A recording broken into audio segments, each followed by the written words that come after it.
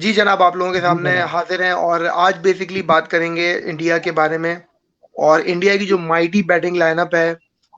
In fact कल थोड़ा सा हमने इस बारे में बात भी की थी कि इंडिया जो फर्स्ट टेस्ट मैच एडिलेड में खेल रहा था ऑस्ट्रेलिया के खिलाफ, विनिंग पोजीशन में थे वो। 62 रन की लीड थी उनकी और 36 रन पे पूरी की पूरी टीम ऑल आउट हो गई। और आपको कहना पड़ेगा ये बात जो है वो कि एक शर्मनाक शिकस्त हुई है इंडिया को। मैं ताबिश भाई को बोलना चाहूंगा। ताबिश, आप मेरे साथ मौजूद हैं, प्लीज बताइए आपके क्या तासुरात हैं इस बारे बहुत अच्छे तासुरात है, बड़ी खुशी महसूस हो रही है। इंडिया 36 पे अपने अब ऑल टाइम लोअर स्कोर पे ऑल आउट हो गए माशाल्लाह से, और उनको एक शर्मनाक शिकस्त का सामना करना पड़ा है आज। और जिस ग्राउंड पे यासिर शाह ने 100 रन बनाए थे, उस ग्राउंड में पूरी इंडियन टीम 36 रन पे आउट हो गई, जो माइटी बैटिंग साइड कहलाती है। जिस ग्राउंड में बाबर आजम 97 अकेले किए थे, उसी ग्राउंड में माइटी इंडियन बैटिंग साइड जो है वो 36 पे ऑल आउट हो गई है। तो बड़ा डिजास्टर है इंडियन क्रिकेट के लिए, जो कल हमें ट्रॉल कर रहे थे पाकिस्तान की हार के ऊपर, कि पाकिस्तान ने 20 पे 4 गिरा लिए थे और 153 पाकिस्तानी टीम बंडल आउट हो गई थी। उसके बाद आज जो इनको शर्मनाक शिकस्त का सामना करना पड़ा है, तो आज इंडिया अपनी मुंह छुपाते फिर रहे हैं। और इनको जब आज ट्रॉल किया जा रहा है, तो ये सारे के सारे भागे हुए, और हमारे जो प्यारे प्यारे ब्लॉगर थे, राशिद लतीफ और ये डॉक्टर नुमान, इन सब के चेहरे उतर गए। कल तक बहुत ये लोग बातें कर रहे थे कि इंडिया ये कर देगा, इंडिया वो में? नहीं, कर लेकिन देगा। ये हुआ और क्या है इंडिया ने इनके साथ? आई मीन इस तरह तो कभी भी किसी के साथ भी नहीं होता। 36 रन पर पूरी टीम आउट हो गई। आई मीन इन लोगों को सोचना चाहिए कि मतलब इतनी बड़ी आपकी टीम है, एटलीस्ट बनती तो। देखिए, आपको कहना पड़ेगा इंडिया एक बहुत बड़ी क्रिकेट टीम है, लेकिन इतना बिल्कुल डिजास्टर्स बहुत परफॉर्मेंस इंडियन टीम की तरफ से। बढ़िया कि कभी-कभी नंबर 1 टीम जो है ना, वो एन हट के एल लग जाता है, नंबर 1 टीम हो जाती है। तो इंडिया के साथ आज हम्म। नंबर 1 टीम वाला सीन हो गया है। कि आज सबसे बड़ी बात ये है कि कैप्टन ने आज प्रेशर को है जो है, नजर आ रहा था कि विराट कोहली इमेंस प्रेशर के अंदर, और जिस तरह के शॉट खेल के वो आउट हो गए, सॉफ्ट डिसमिसल थी उनकी, कोई खास डिलीवरी नहीं थी वो, लेकिन उनको मसला लग गया था कि 3-4 विकेटें जब बोर्ड पे आपकी लग जाती हैं, कि 4 विकेटें गिर गई हैं और ऊपर के टॉप ऑर्डर निकल गए, तो डेफिनेटली बात, अब जितने बड़े बैट्समैन हो, प्रेशर आपके ऊपर आना है, जो कि स्मिथ पे भी पहली इनिंग में नजर आया था, और आज सेकंड इनिंग में विराट कोहली पे भी नजर आया, क्योंकि उनके टॉप ऑर्डर निकल गए थे और 15 रन पे कुछ 4-5 विकेटें उनकी। तो डेफिनेट सी बात है कि विराट कोहली भी एक इंसान है, और वो लाजमी सी बात है प्रेशर फील करते हैं, और उसी प्रेशर में वो एक सॉफ्ट डिस्मिसल उनको हो गया। थोड़ा सा लेकिन मैं यहाँ पे यहाँ बात पर सारी थोड़ा सा करने डिटेल, थोड़ा थोड़ा सा आपको रोकूंगा यहाँ पर।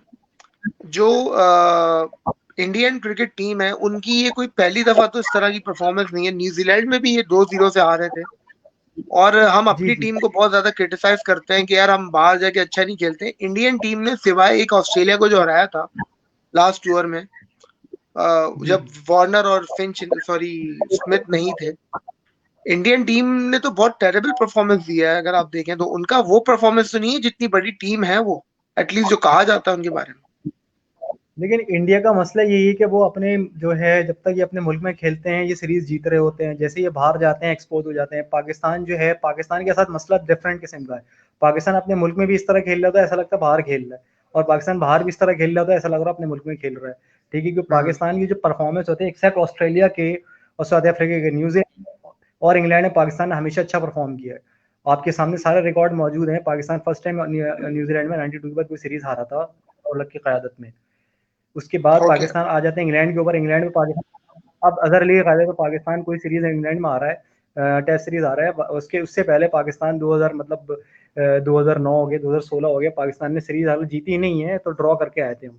तो हमारे एक अच्छा रिकॉर्ड रहा है, और हम अपने होम ग्राउंड में न्यूजीलैंड से सीरीज हार जाते हैं। तो पाकिस्तान के साथ अलग मसला, और इंडिया के साथ ये मसला ये है कि चले, वो एक अपने घर बात के। चले, हम अपने बारे में तो बात करते ही रहते हैं। ये जो शर्मनाक शिकस्त है, आई मीन ये तो एक तो ये होता है इंसान हार जाता है, टीम हार जाती है, लेकिन ये तो आपने इनकी हिस्ट्री का लोएस्ट स्कोर बनाया आज इंडिया ने।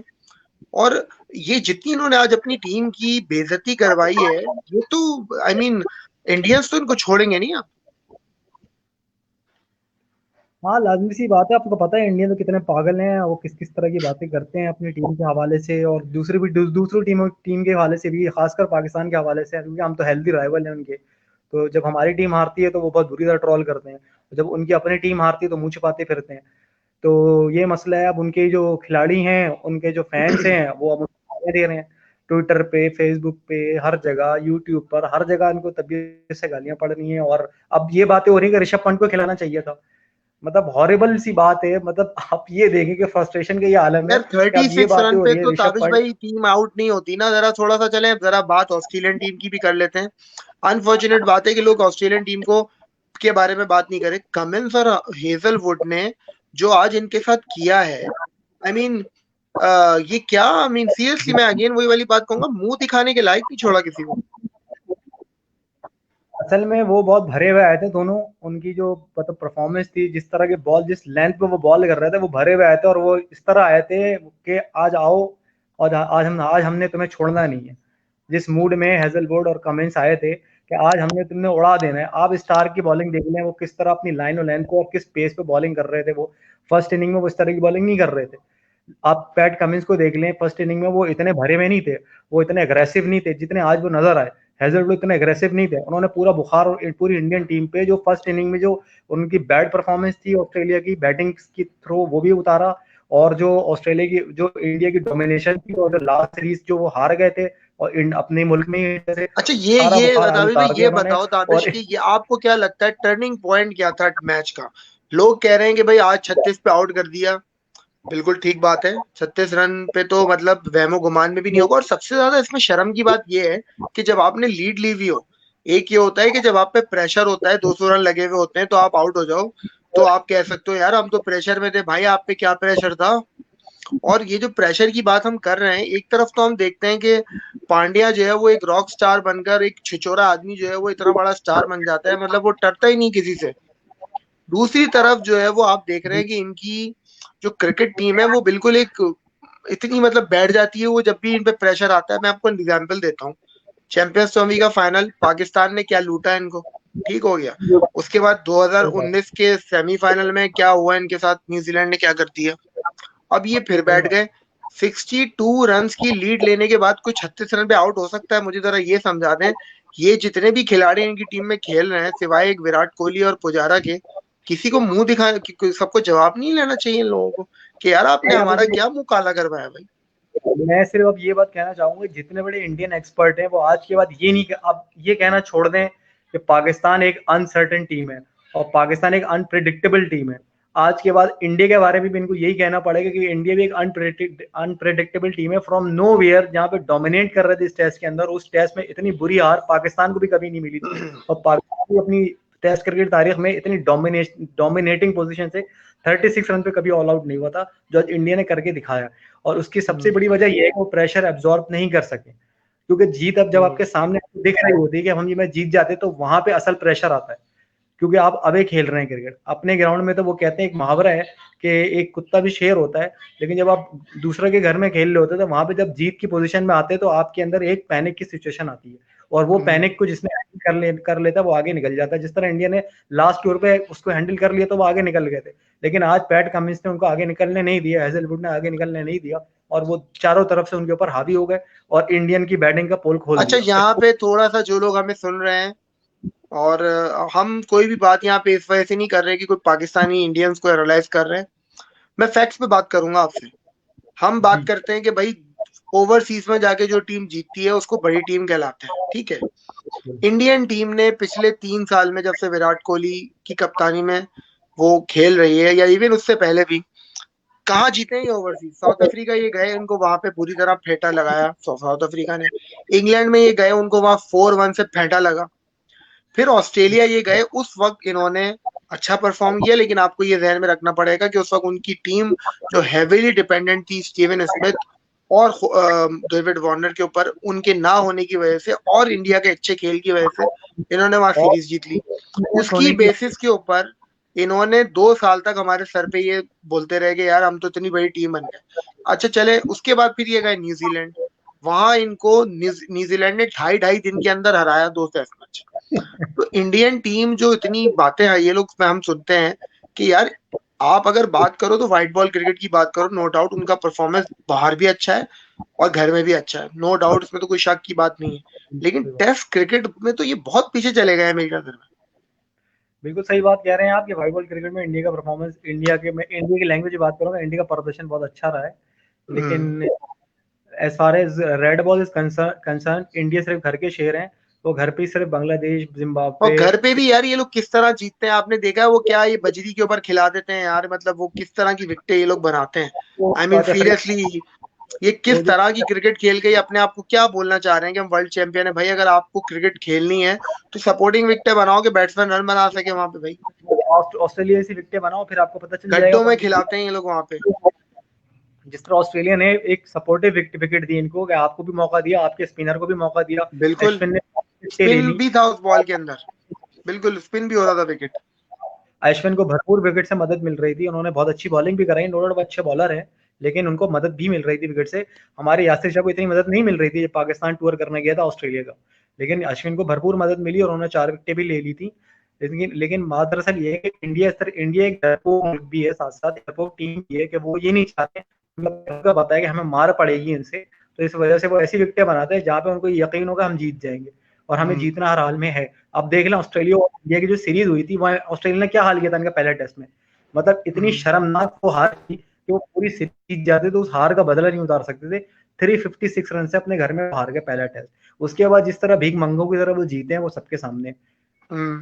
कि 40 रन से जीत गए, अच्छा 50 रन यहाँ से पे जीत गए। थोड़ा सा हम हमें तो ऑस्ट्रेलिया के बारे में, मैं मेरी नजर में इंडियन टीम के साथ जो प्रॉब्लम है वो ये है कि ये लोग खेलते अच्छा है, जाहिर है टैलेंट तो उनमें बहुत है, लेकिन ये लोग की मोमेंट्स के ऊपर मैच हाथ से गवा देते हैं। जब कल रात को टिम पेन ने जो वो 70-75 रन की जो नॉट आउट इनिंग्स खेली, इंडियन टीम अगर उस लीड को 100-150 तक रखती तो आज इनके ये 36 ऑल आउट पहले होते नहीं, शायद हो भी जाते अगर फॉर एग्जाम्पल, तो ये स्टिल ऑस्ट्रेलिया को पकड़ने की पोजीशन में होते। मेरे ख्याल में इन्होंने, इनका प्रॉब्लम ही सारा ये है कि जब इनके की मोमेंट्स आते हैं वहीं ये प्रेशर में आ जाते